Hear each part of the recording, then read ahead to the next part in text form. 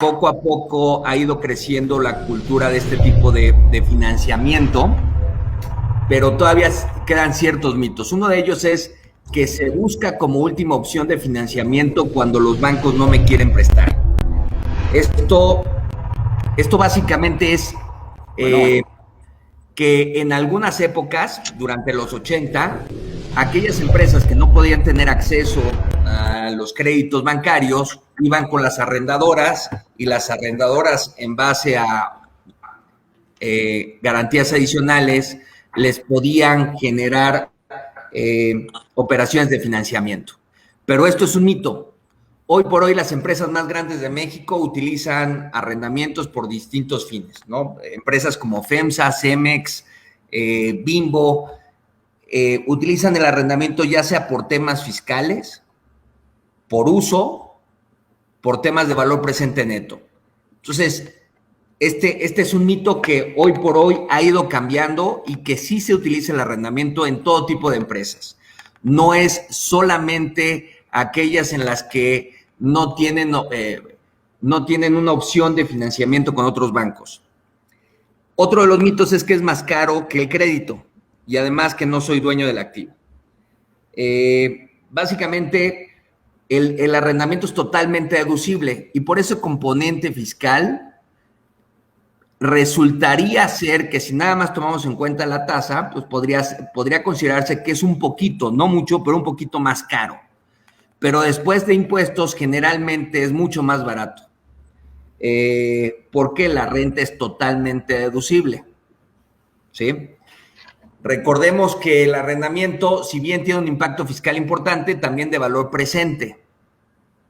Cuando yo considero que el arrendamiento no nada más me está financiando el costo del equipo, hasta el 100% del costo del equipo, sino que también estoy difiriendo el pago del IVA,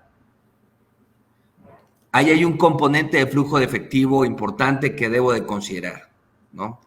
En el no soy dueño del activo, eso depende de la estructura que yo esté manejando. Puedo hacer un arrendamiento tipo Hertz o tipo Avis, en donde yo llego por un coche, lo arrendo por dos días, tres semanas, un mes, pago una renta y al final del plazo del arrendamiento devuelvo el bien arrendado. O la otra es, yo quiero adquirir un equipo, pero ese equipo también pues, tiene un componente de que durante la vida de un proyecto específico me voy a acabar el 80% de la vida útil de ese equipo. Entonces, decido, para poder empatar mi equipo con mi proyecto, decido ponerlo en arrendamiento. Caso mi proyecto con el tipo de financiamiento, es decir, caso mi fuente de ingresos con mi tipo de financiamiento. Esa es otra forma de establecer un arrendamiento. Y está el otro, en donde yo quiero comprar el arrendamiento, un equipo, pero lo quiero hacer vía arrendamiento, porque al final del plazo me gustaría tener la opción todavía de devolverlo o refinanciarlo. Y ahí yo puedo, dependiendo de la arrendadora, puedo conseguir los términos y condiciones totalmente negociados desde el inicio del arrendamiento. Es decir, que al final del plazo del arrendamiento yo tengo una opción para que si yo quiero ejercerla, yo compre ese equipo al final del plazo del arrendamiento. Entonces, si bien durante el plazo de este financiamiento no voy a ser el dueño, ya tengo la opción de salir, de que al final del plazo del arrendamiento sí puedo hacerme de ese equipo, con los términos y condiciones pactados desde el principio. Roberto, esto que comentas es muy importante porque la mayoría desconoce ese tipo de figura al día de hoy, ¿no? Y pues tú podrías decir, pues es algo normal, pues tú lo manejas. Entonces, irás a ver, ¿qué es lo que necesitas? ¿Cuáles son los plazos? ¿Qué requieres? ¿Cuál es la finalidad del activo? ¿Cómo lo podemos financiar? Y tiene un impacto fiscal interesante, ¿no? Hablabas del IVA, por ejemplo, ¿no? Muchos desconocen eso, ¿no? Cuando tú, por ejemplo, el auto, vas a una distribuidora de autos, lo adquieres vía una arrendadora, tú pagas la renta, así los conceptos, pero al final el vehículo es tuyo. por el tipo de contrato que se maneja, que son los plazos que ahorita estabas manejando, de que se podía refinanciar, ampliar los plazos, una renta normal, o la posibilidad de adquirirlo, ¿no? Entonces, el mismo código te menciona que se consigue una enajenación al momento de celebrar el contrato. Entonces, tú hablabas del IVA, entonces tú te puedes financiar del IVA, porque, oye, lo sigo pagando, sí, pero el momento de la enajenación fue al inicio. Que tú tengas una situación de financiamiento con la arrendadora, una deuda, es distinto al momento en que fue la enajenación. Entonces, tú te puedes acreditar en ese momento, en la celebración del contrato, el IVA en cuestión, ¿sí?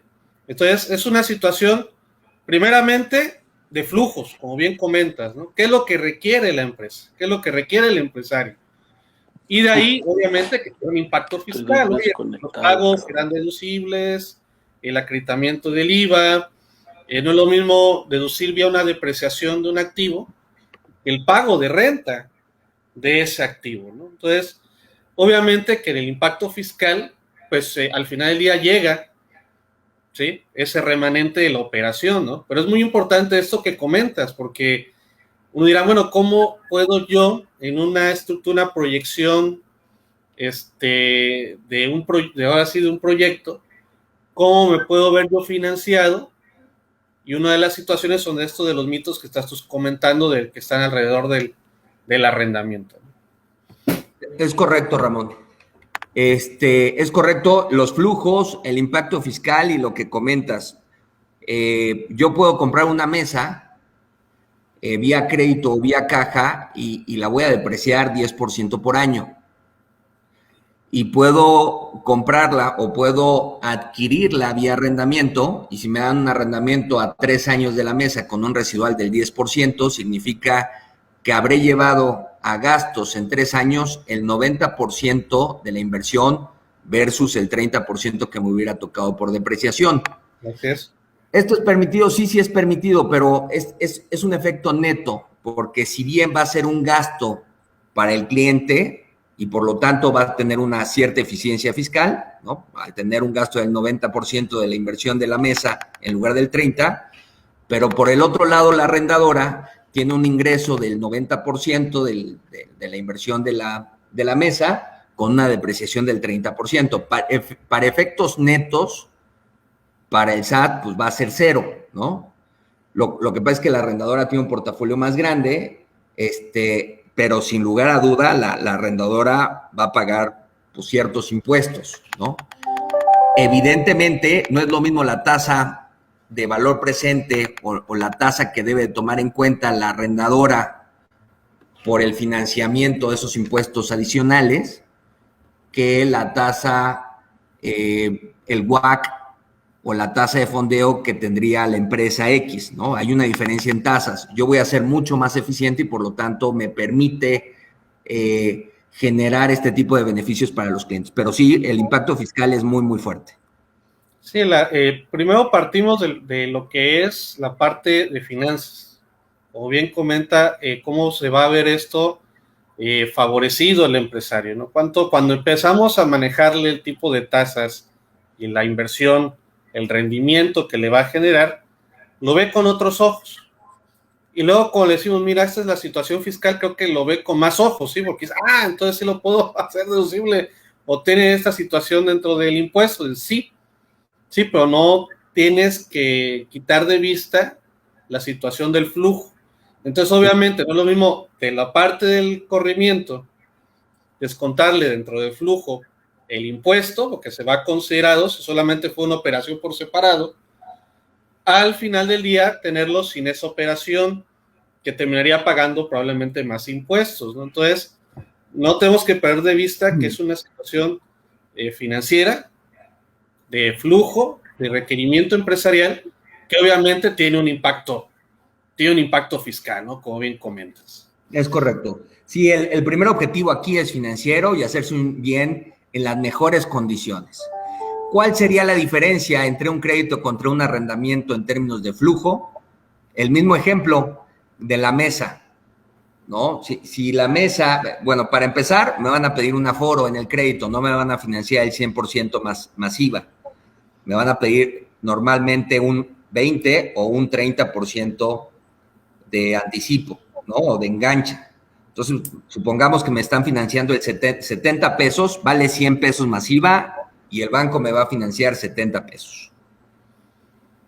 Vía arrendamiento voy a conseguir el financiamiento de los 116. Ahí de saque hay 46 pesos de diferencia. En el segundo punto, correría el crédito de 76 pesos a cero. Durante 3 años tendría que pagar 76 pesos.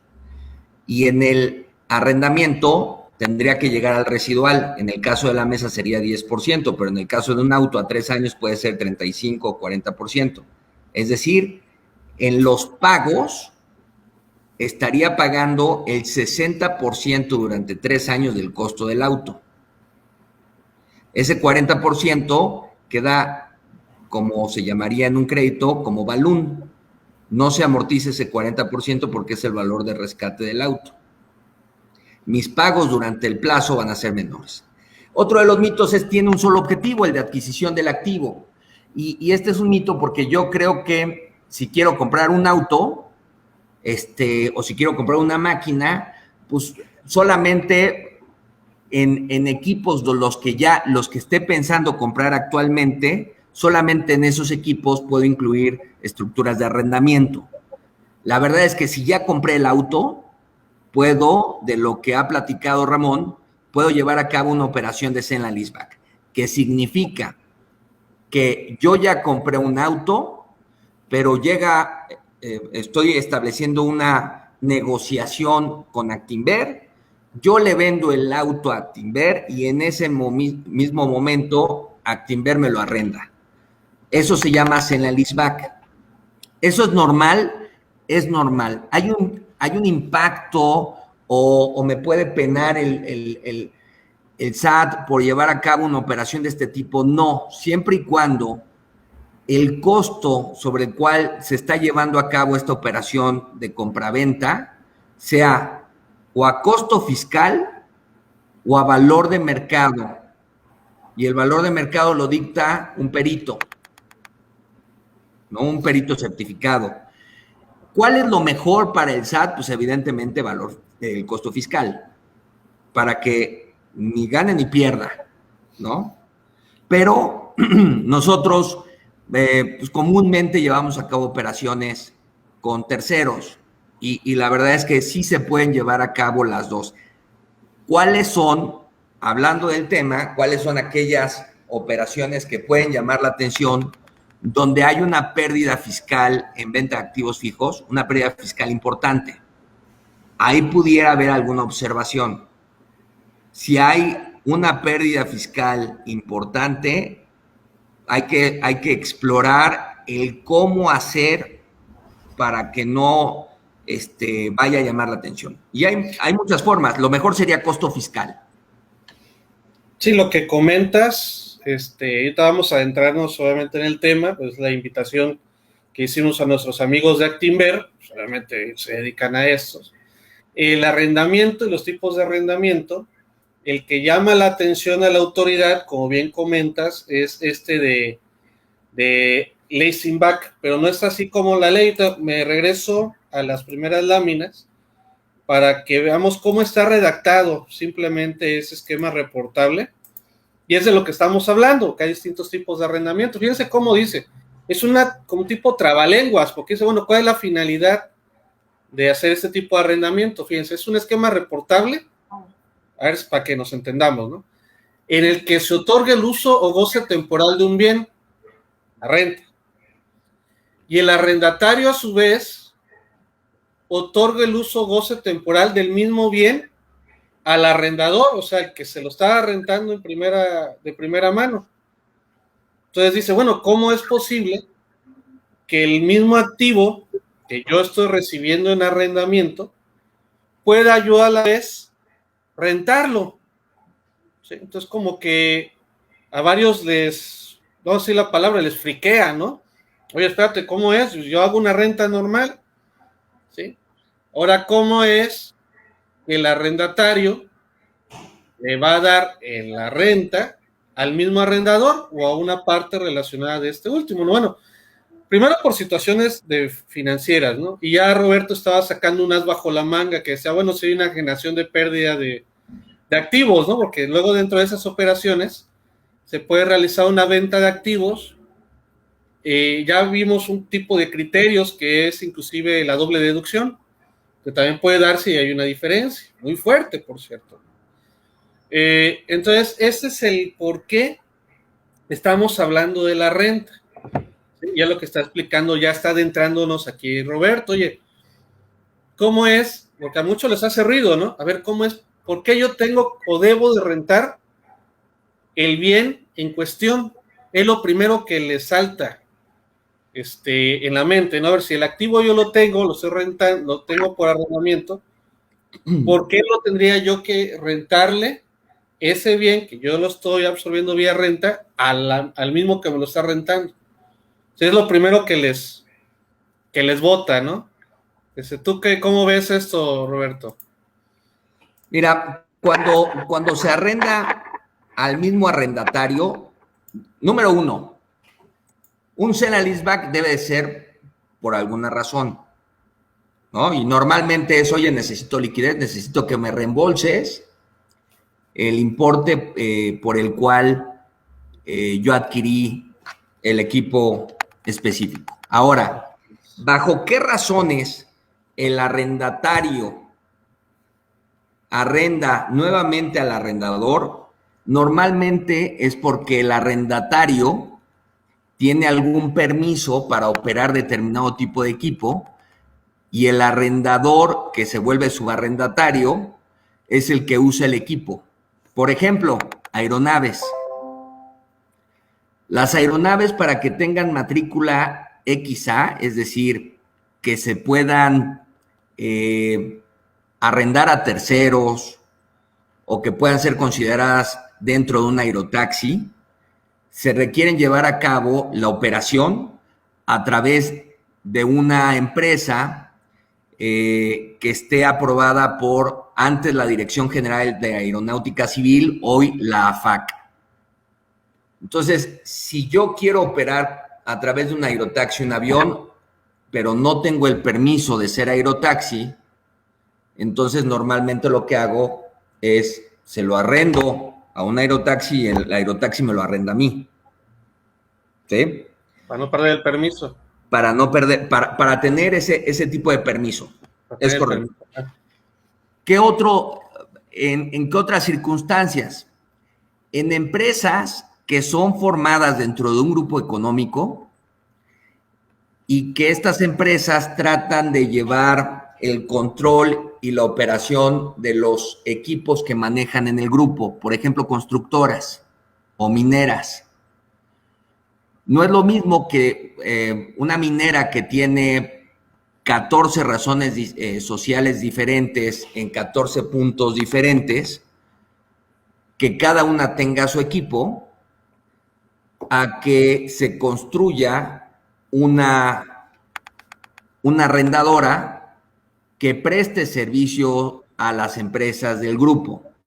Pero ahí hay que tomar en cuenta que deben de ser bajo precios de transferencia, precios de mercado.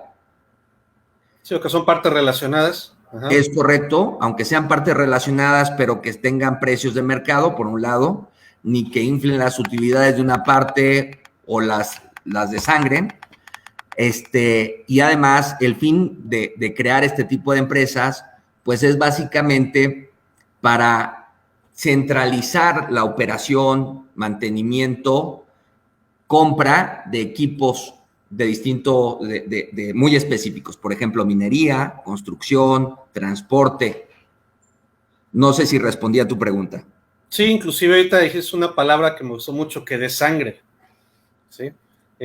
Luego lo que pasa por esta vía de flujos genera que la que está teniendo el activo, que va en vías de regreso, le genera la pérdida por X o por Y, o a lo mejor es la que tiene la pérdida y requieren beneficiarse para matar el ingreso de esa pérdida. Entonces, uno de los puntos de por qué se considera esquema reportable es que esas situaciones de financiamiento pudieran, no es que suceda en todos los casos, pueden dar en algunos, pudiera darse ese de sangre que genere un beneficio fiscal, entre comillas, ¿no? Entonces, creo que con eso queda muy claro, estimado Roberto, y es por eso que en la situación de flujos pudiera darse una transferencia de recursos para obtener un cierto beneficio fiscal.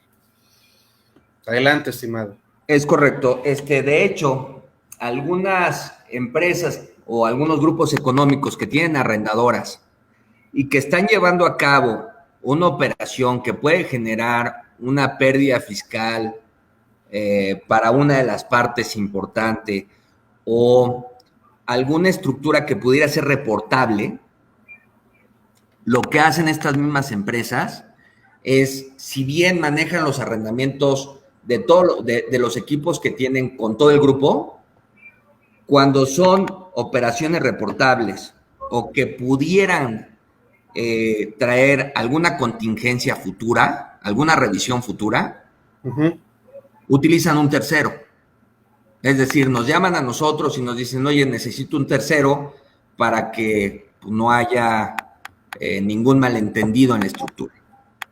Y al haber un tercero, pues lo hace la estructura un poco más, menos reportable, ¿no? Al haber un tercero, nos toman como precios de transferencia. Hemos hecho algunas de estas operaciones, sí las hemos hecho, y de esa forma se trata de evitar que el día de mañana haya un malentendido en la estructura. No cae exactamente en la fracción decimotercera, porque ya no está dentro redactado de la operación al haber ese tercero, y por lo tanto, pues ya no caerías como un esquema reportable dentro de lo que está enlistado específicamente en el 199 del código. Es correcto. Así es, también se podría eso utilizar, estimado Roberto. Es correcto. Evidentemente, si hay una pérdida fiscal importante, aunque no sea reportable por no ser empresas relacionadas, de todos modos es observable. Pudiera ser, existe una contingencia que fuera observable, pero al haber un tercero y podemos poner evaluadores, etcétera, y la tratamos de vestir de alguna forma para que, y es más, en algún caso hasta avisamos al SAT de que íbamos a llevar a cabo una operación definida para que tuviéramos la bendición del SAT de que la podríamos llevar a cabo, ¿no? Fíjate que eso que hablas, ahora me voy a las NIF, a las normas de información financiera, o que también es algo que se evalúa, el impacto en los estados financieros. Ya vimos la de finanzas, estamos comentando el de impuestos, los esquemas, ¿no? Ahora vámonos a los estados financieros, ¿no? El tener el arrendamiento de la empresa que tiene el activo, la que está usándolo, mejor dicho, pues ahora con el cambio en la NIF de 5, todos los tipos de arrendamiento tienen que manejarlos dentro del activo al final del día. Es correcto. Porque no hay una confusión, como bien comentas, es que es una renta, entonces se va el gasto. ¿Sí? Y no, oye, no era un arrendamiento que te quedabas con el activo, era una renta normal. Entonces, una cosa es que se fuera el gasto, el arrendamiento, y otra es directamente al activo. Como vi esa situación de confusión, lo que hace ahora la normatividad, y también en base a las IFRS, las International Financial Reporting Standard, es que todos los arrendamientos, claro, con ciertas causales, que se pueden dar ciertas excepciones, que sea menor de 1 año, o que no sea un importe tan relevante, fuera de esas 2 excepciones, todos los tipos de arrendamiento tienen que ir en el activo, ¿sí? Y mencionaste otro, contingencias futuras. La NIF de 4 también va a hacer el cambio a las normas internacionales, si no me recuerdo, la IAS 12, el International Accounting Standard, se cambia el NIF de 4, que dice, oye, si hubiera alguna contingencia futuro, o sea, una situación que tuviera repercusión fiscal entre los estados financieros, hay que preverla.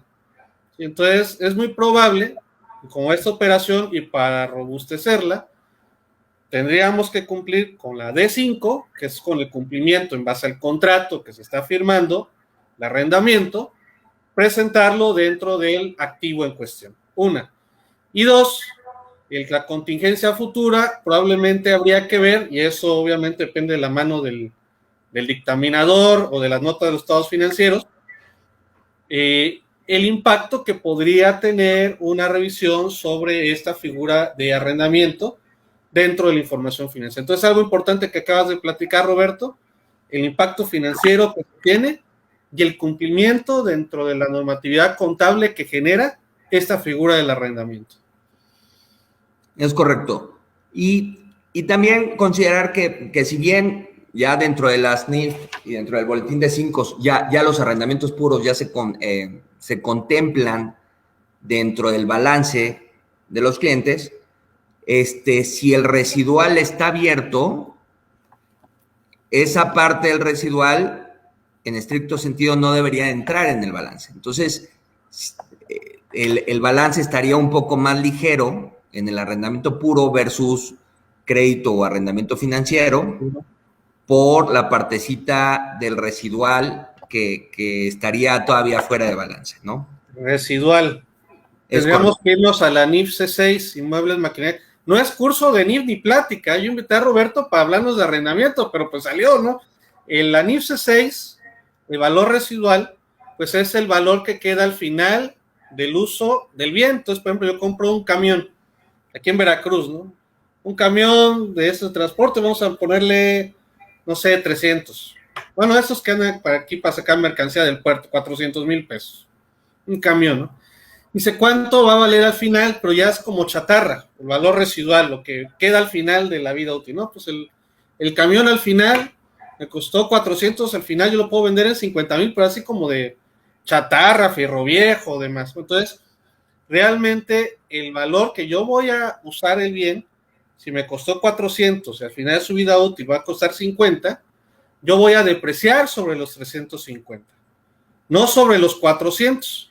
Y los 50 se quedan en la parte financiera, porque es lo que al final de la vida útil es lo que me queda el bien. Ese es el valor residual, ¿sí? Que también es uno de los métodos de depreciación, por cierto, pero la mayoría no lo usamos, utilizamos en línea recta. Entonces, cuando hablamos de valor residual, Roberto, pues a varios le dicen, bueno, ¿cuál es ese residuo, no?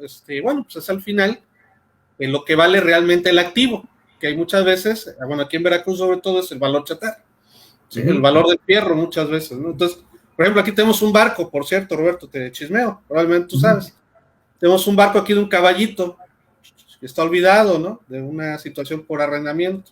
No, de venta de carteras, no me recuerdo. Y el barco se está vendiendo por pedazos. Porque ya ese barco ya se perdió, hasta aquí ya creo que declarado ya como de más, ¿no? Entonces, ese es el valor residual que está platicando también Roberto, NIF C6. Entonces, vemos que tiene un impacto legal, el contrato, las formas de financiamiento, la parte financiera, los flujos, cómo podemos hacernos nosotros de ese financiamiento al final del día, la parte fiscal, que es la parte deducible, cómo lo podemos hacer deducible, y la norma contable, también para que cumpla, que por cierto, dentro de las reglas de esquemas reportables, menciona también el tratamiento contable que le estamos dando. Entonces, pues así, no queriendo la cosa, estimado Roberto, estamos hablando prácticamente dentro de los mitos, todo el marco en el que se está desarrollando esta figura de arrendamientos, pero continúanos explicando sobre qué tipos de arrendamiento hay y sobre estos mitos del arrendamiento, por favor. Claro que sí. Otro de los mitos es que es muy complicado operar y la gran diferencia entre un arrendamiento versus un crédito es que en el arrendamiento la propiedad legal y fiscal se transfiere a la arrendadora y es por eso que debe de haber una factura. Exacto. Entonces, al haber una transferencia del activo hacia la arrendadora tiene la obligación de revisar esa factura. Y nada más, lo único que se hace, la única gran diferencia es que se checa que el equipo se obtuvo, del que está vendiendo el equipo, lo obtuvieron de una forma legal y que la transferencia se está llevando a cabo con las normas que actualmente rigen en México. Y ya, básicamente eso es. Que eso nos lleva a otra figura fiscal que es razón de negocios, ¿no? Oye, ¿en qué ambiente o por qué se está celebrando el contrato, ¿no? O sea, justifícame el por qué, ¿no? Lo estás llevando esta operación, ¿no? Entonces, por eso es muy importante lo que comentas, ¿no? Que una revisión, pues te lo van a observar al final del día, ¿no? Oye, pues necesitaba recurso, y una de las fuentes con el activo, pues fue vía arrendamiento, y aquí está el contrato, está la factura, el activo existe. Sí, pues es una parte importante, oye, el activo tiene que existir, ¿no? Porque ¿cómo haces esta operación si no existe el activo como tal? Que eso nos vamos ya a otra figura que es el 69, pero el ambiente de negocios en que se desarrolla, razón de negocios. Por eso también es muy importante que comentas, Roberto. Sí, porque hay unos listados de contribuyentes, que está el listado 69, que por alguna multa, alguna persona que tenga alguna multa, pudiéramos estar ahí, ¿no? Uh-huh. Pero está el listado 69B. Y ese listado 69 limita a las arrendadoras a adquirir activos de empresas que estén en el listado de contribuyentes 69. Entonces, no nada más hay que revisar que los números del equipo, el costo, el IVA estén de forma correcta, sino también que el día de mañana podamos acreditar el IVA de esa factura, depreciarlo, ¿no? Es correcto. También hay equipos que por alguna razón están importados temporalmente en México y cuando nos transfieren esa propiedad a la arrendadora, pues hay que ver de qué forma se tiene que llevar a cabo la compraventa. En algunos equipos se tienen que exportar o sacar fuera de México. Estando fuera de México, se termina la importación temporal y estando fuera de México nos los facturan, los importamos y básicamente esa sería la forma. En otros equipos no se tienen que exportar, sino se tiene que, de una manera le llaman de escritorio, eliminan la importación temporal, una vez eliminándola ya nos la pueden facturar. Perfecto. No nos pueden, ¿perdón? Sí, adelante. Y luego, otro de los mitos es que el arrendamiento solo aplica para autos, equipo de transporte. Como lo hemos platicado ahorita, el arrendamiento se puede utilizar en todo tipo de equipos. Computadoras yo he trabajado en algunas empresas donde las computadoras duran 7 y 8 años y 9 años. Y uno se puede tardar en prender la computadora a lo mejor media hora, pero pues ahí están, ¿no? La forma de arrendar o la forma de obligar a la empresa a mantener equipos actualizados es a través del arrendamiento. Por alguna razón podemos meter normativas y manuales de reinversión en equipos de cómputo, pero la única forma de obligarme a que realmente suceda que yo tenga equipos actualizados es a través del arrendamiento. Y eso lo utilizan empresas tan grandes como FEMSA, que pudiéramos decir que tienen supercontroles, pero lo hacen para que sus equipos tecnológicos estén siempre con una antigüedad no máxima de 3 años. ¿Por qué? Porque esos equipos de 5, 6 y 7 años, al hacer que yo me tarde 30 minutos en prender la computadora, pues es un costo de oportunidad alto. ¿A quién va dirigido el arrendamiento? A todo tipo de clientes. Aquel cliente que necesita liquidez, aquel cliente que no necesita liquidez, pero necesita estructuras que generen eficiencias fiscales, aquel cliente que necesita pagos pequeños, más pequeños que un crédito, que para él el costo del IVA es importante.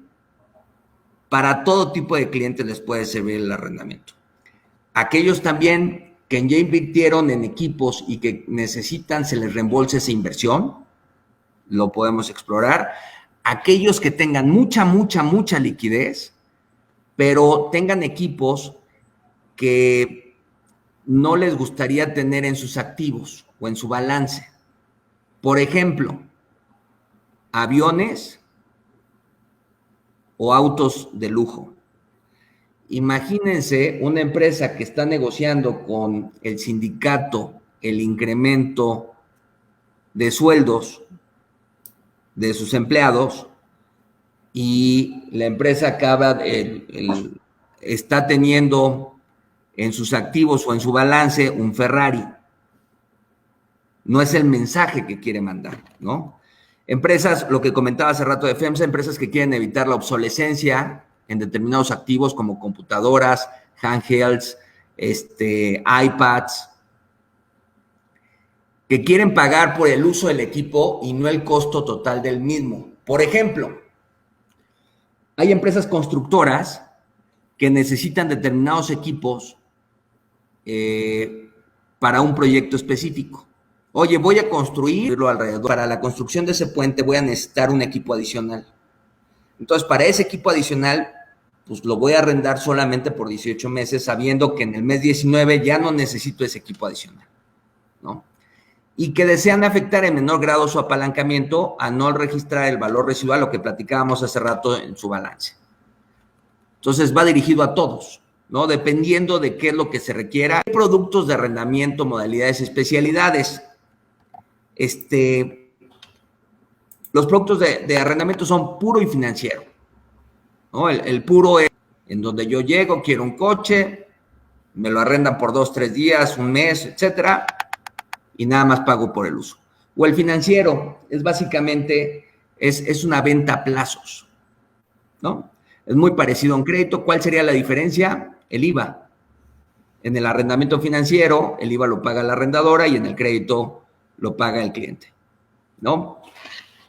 Las modalidades es directo. Quiero ahorita una máquina. Quiero la máquina, el tracto Kenworth 680. Firmo un contrato de arrendamiento. Me facturan o le facturan a la arrendadora el Kenworth, se firma el anexo, se paga el tracto, se entrega el bien, ya.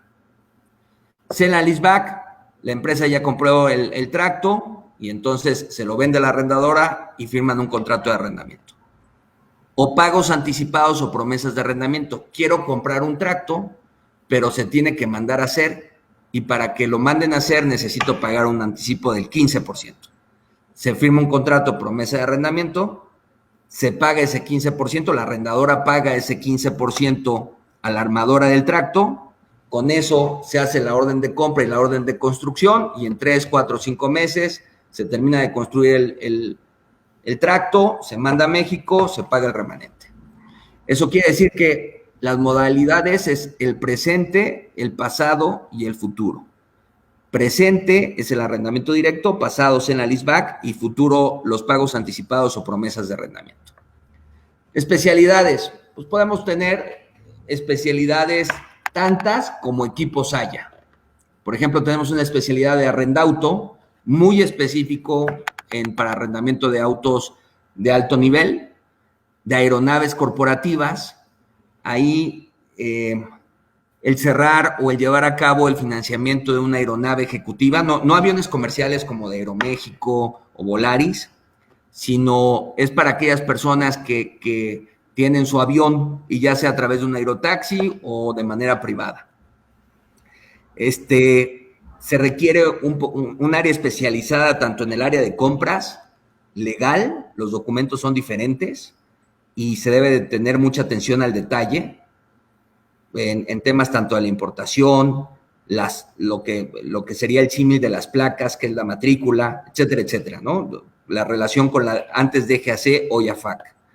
Equipo de transporte y carga también, las placas, que es de transporte público federal de carga, maquinaria y equipo industrial y arrendamiento denominados en dólares. Esas pudieran ser las especialidades que si no generamos expertise en cada una de estas especialidades, no podemos ofrecer un servicio 100% a determinados clientes. Dice, para Malerva, que tiene una dice, el arrendamiento esquema reportable, que no, solamente lo que son rentados a su vez entre arrendador y arrendatario. La renta normal, no. Es correcto. No.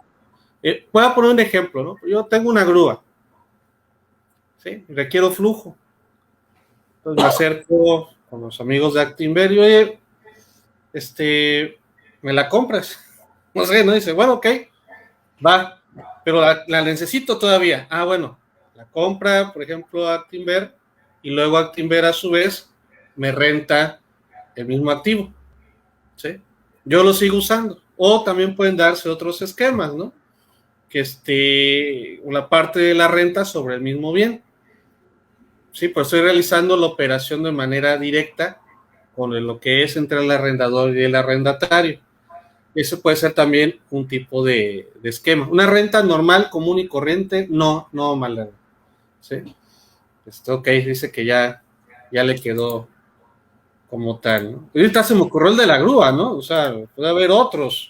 Digo, porque aquí en el puerto pues tenemos las grúas, que es una cantidad importante, ¿no? Pero creo que te es el de arrendauto también, estimado, ¿no? Es correcto, este es arrendauto, es un esquema. ¿Para qué necesitamos nosotros un área especializada en arrendauto? Uno, porque tenemos un área de compras especial que se dedica todos los días a tratar de conseguir las mejores condiciones en términos de precio, entrega y características con las armadoras en México. Esa es la gran ventaja que tenemos. También en activos que podemos llegar a tener residuales verdaderamente cercanos a mercado, es decir, altos, 45% en el tercer año y 35% en el cuarto año. Estos son los residuales más altos del mercado y es por el expertise que tenemos en este tipo de equipos, en los autos. Eso nos permite llegar con los clientes finales y decirles, el descuento que yo conseguí es 100% para ti, y además las rentas van a ser más chiquitas porque el residual es más alto. Básicamente eso es. Sí, tenemos que verlo también de valor financiero, que cuando, por ejemplo, sacamos el auto de la agencia, ya se depreció totalmente, ¿no? Ya con que la llanta toque el primer así en la avenida, ya no vale lo mismo, ¿no? Y contablemente, pues lo llevamos vía depreciación, un 25%, que es en 4 años, pero pues tenemos que cotejarlo con él para que si nos sirve financieramente también el de arrenda autos, ¿no? No sé si algo más sobre el de arrenda autos, estimado. No, yo te diría que sí tenemos un producto diferenciado y eso porque los beneficios que conseguimos se lo transferimos 100% al cliente. Muy bien, entonces otra muy buena opción. El de aeronaves, porque creo que por aquí Miguel quiere irse, le llamó la atención estos taxis aéreos o ese arrendamiento de aeronaves. En aeronaves tenemos, yo diría, una de las áreas más expertas en México. Si bien en Actinver no llevamos tantos, las personas que estamos dentro de la arrendadora, hemos estado a cargo y diseñado los productos de financiamiento de aeronaves en algunas instituciones financieras para México y Latinoamérica. Y tenemos gran expertise en esto, lo que nos permite llegar con clientes y hoy por hoy la oferta que se tiene normalmente es una oferta muy básica, de altos costos y que en la práctica pudiera haber algún problema con la DGAC o lo que sea, ¿no? O la oferta es a través de instituciones globales, fuera de México, en las que hay que pagar withholding tax o hay que llevar la aeronave a los Estados Unidos a través de un fideicomiso para que tenga matrícula americana, con una posible contingencia, porque al tener una matrícula americana, hace como 8 años, una redada para detener determinados aviones con matrícula americana que funcionaban o operaban como con mexicanos, y hace 8 años no había relación. Oye, ¿cómo es posible que operes en México, taxes en México, pero con matrícula americana? Entonces, sí tenemos ahí un área bastante especializada en este tipo de equipos. Nosotros damos información a nuestros clientes para que ellos tomen decisiones, pero sí es una de las áreas más fuertes que tenemos en México. Luego, la próxima página es todo tipo de equipos, ¿no? Grúas, camiones, maquinaria de manufactura, cajas, de equipo médico. Nos gusta el equipo médico, porque hay algunas arrendadoras que son muy específicas y algunas otras que no les gusta el equipo médico. A nosotros nos encanta el equipo médico, ¿no? El equipo médico grande. Le sabemos y nos gusta, y también damos valores residuales altos. Los plazos que podemos ver son desde 3 años hasta 7. Oye, me gustaría ver como nuestra primera parte tractos a 2 años, pues lo podemos explorar con gusto. Generales, ya se viene lo bueno por ahí en la lo bueno del arrendamiento es que puede ser flexible. Que una gran parte práctica. Ahorita que comentas el de los tractos, porque por aquí tenía un cliente, la práctica que la tenía, pero tiene varios, una consultora tiene varios activos, y platicamos camiones, retros y demás. ¿A quién le va a aplicar el código? Y requiere dinero. Que las dos personas que tienen que hacerlo son las físicas. Entonces, Ramón, los tengo ahí, pero pues no tengo obra y vamos a entrar a concurso y requiero financiarme porque el primer pago me lo van a dar hasta dentro del mes y pues yo requiero pues dinero para poderlo echar a andar. ¿Qué opción me recomiendas de financiarme? ¿Sí? Yo me volteo con ustedes. Bueno, ¿qué podemos hacer en estos casos, estimado? Podemos, cuando se requiere liquidez, pero es porque se está creciendo, con gusto podemos explorar operaciones de sale and leaseback, siempre y cuando los equipos tengan determinada antigüedad, que no estén tan viejos, ¿no? Sí, claro. Pero si es porque le está yendo muy mal y está deshaciéndose de sus activos, lo más probable es que le convenga entonces deshacerse de sus activos de forma completa, ¿no? Si es porque le está yendo mal, pues sería vender algún activo, pero si es porque lo que comentas de necesita capital de trabajo para sus nuevos proyectos, con gusto lo exploramos. Normalmente son contratos con las constructoras tienen, obviamente, con gobierno, depende, hay chiquitos que son de 8 o 10 millones, hasta uno mediano que puede ser de 80 a 400, y hay otros grandes que ya son arriba de lo que es el medio, hacia arriba ya estamos hablando de varios millones de pesos, ¿no? Entonces, nuevamente, cuando empieza a arrancar, dice, oye, Ramón, es que no hay ni anticipo, ¿sí? Y ahorita con esta administración, o sea, no sé si ya algo le han aprendido, pero ellos también se financian, ¿no? Uh-huh. El gobierno se financia, entonces yo te voy a pagar ya con el que tengas el primer avance. Entonces, Ramón, está muy bien el contrato, pero el problema es que vamos a estar un mes sin flujo, ¿sí? Entonces pudiera ser también una de estas, una vía para obtener ese financiamiento sin perder el equipo, que es con lo que va a estar trabajando. Es correcto. Es una parte importante, ¿no? Es correcto. Bueno, y ahí obtiene el flujo del costo, del valor de mercado de los tractos, y si iba por recuperar, además a través de una operación de sale and leaseback, recupera ese IVA, ¿no? Ok. Y traje la medida.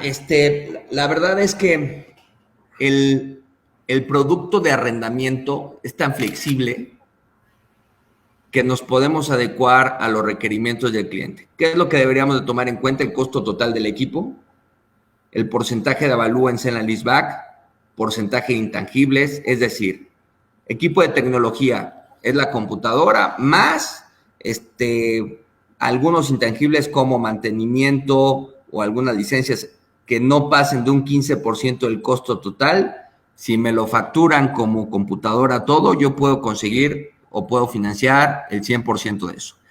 Tipo de equipo, de todo tipo de equipo, se puede explorar. No quiere decir que podamos llevar a cabo arrendamiento de todo tipo de equipo.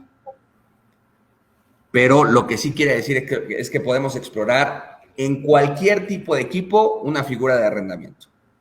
Renta anticipada.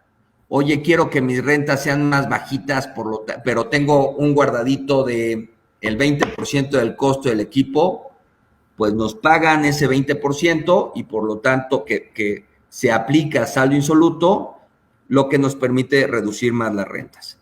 Depósitos de seguridad, salidas anticipadas, firmar un contrato a 7 años, esto se da mucho en aeronaves, un contrato a 7 años, porque si en el 5.º año quiero salirme, pues contar con esa posibilidad. Quiero tasas fijas, variables, etcétera. Dependiendo de los requerimientos del cliente, nos adecuamos y el producto de arrendamiento nos permite tener esa facilidad.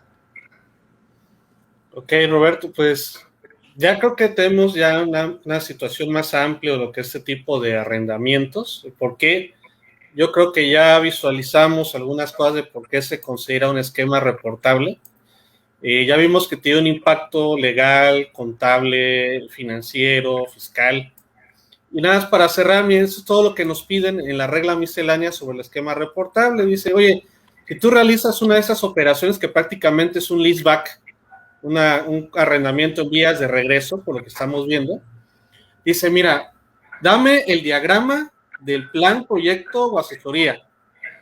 Dame los antecedentes y conclusiones, las operaciones, cómo se están relacionando, o sea, el uso goce del bien y el arrendamiento en vías de regreso. Señalar por qué motivo se dio esta implementación, el tipo del bien que se está rentando. Si es arrendamientos, indícame la norma de información financiera, si es arrendamiento financiero puro, que es parte también de lo que estábamos platicando ahorita con el D5. Indicar la secuencia de las operaciones. Yo tengo el activo, se celebra el contrato, hay una enajenación, se hace el pago de rentas, cómo termina el tipo de arrendamiento.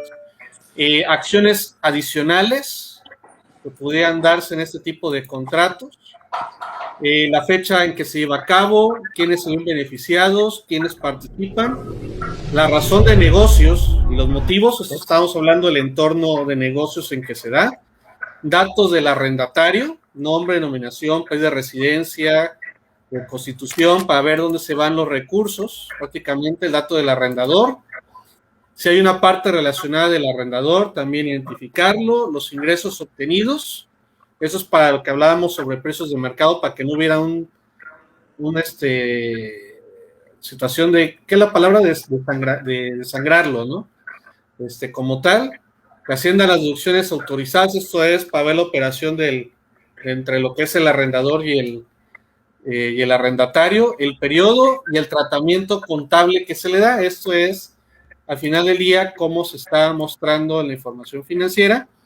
Indícame si es en NIF, NICS o normas internacionales de información financiera, o sea, el entorno contable en que lo estás manejando, el beneficio fiscal del mismo, entre otros, ¿no? Entonces vemos que pues, la autoridad quiere saber todo al respecto de esta figura que ya estábamos platicando, que se puede dar en muchos aspectos, ¿no? No sé, estimado Roberto o Eduardo, que están por aquí, si quieren comentar algo más para finalizar. No, solamente agradecer el espacio y ponernos a sus órdenes. Sí, muchas gracias. Gracias, Eduardo, Roberto. Los invité por Actinver. Obviamente que estamos sobre arrendamiento financiero, son los especialistas, y si ustedes tuvieran alguna situación que quisieran allegarse, no sé cómo serían los medios de contacto, de favor. Sí, si quieres, les dejo mi correo. Ajá. Es de Eduardo, Almaraz, con Z. Todo pegado, sí. Almaraz. @actinver. Actinver.com.mx. Lo estoy poniendo en el chat. Yo soy el responsable del centro financiero aquí en Veracruz. Perfecto, Eduardo. Uh-huh. Entonces, cualquier situación quisieran allegarse con nuestros amigos aquí de Actinver. Muchísimas gracias a ambos y espero que pues, cualquier situación igual que tengan sobre este tema o quieran platicar más, ya vieron que antes de entrar, porque por aquí estaban Roberto y Eduardo, estaban atentos a la plática de también aspectos de finanzas. con mucho gusto aquí también les podemos hacer un espacio para que puedan hablar del portafolio de servicios que tienen. Muchísimas gracias nuevamente y estamos a sus órdenes. Muchas gracias, gracias por el Gracias, espacio. hasta luego. Buenas tardes. Buenas tardes. Este fue el 13º esquema reportable. Nos falta un esquema reportable. Uno, ya para terminar, ya ahora sí el año nos falta un esquema reportable. Los vamos a tener dentro